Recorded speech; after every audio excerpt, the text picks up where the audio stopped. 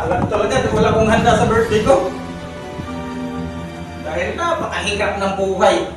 Buti na lang, mayroon talaga akong handa. Sabi, ay, Idol! Steve, Idol! Birthday ko pala ngayon! Tama! Paano niya nalaman? Paano niya nalaman birthday ko? Teka lang! Magdasal! Paano niya nalaman birthday ko? Tama, Idol. Magdasal tayo. Sakto, kaka-out lang namin sa trabaho. Magdasal tayo. Sakto lang talaga sa akin, dalawa. Magdasal tayo habang huwag kayo kumain, ha? Sige, magdasal. Lord, maraming salamat, Lord, at dinugtungan mo pa ang aking buhay. Akala ko talaga wala akong handa, Lord. Dahil napakahirap ng buhay ngayon. Ang mahal ng bigas, ang mahal ng ulam.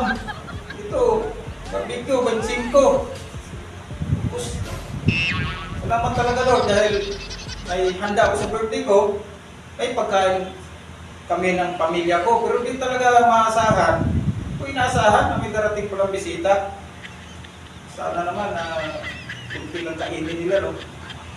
Napakamahal ng bigas, napakamahal ng ulam, napakamahal ng beer, napakamahal ng steak. Sana naman magtira sila kasi dati pang darating, mga tsuhin, tsahin, pamangkin, pinsan. Sakto lang talaga to sa amin, Lord. So dumating yung bisita ko. Sana kunti lang kainin nila, no? Para may matira pa sa mga darating. Dapat, Lord. Amen. Okay, kain na kayo. Ay, kumain na kayo. Ano kami makakain yan? Oo, sa parinig. Balik ka na ako. Puro ko lang parinig.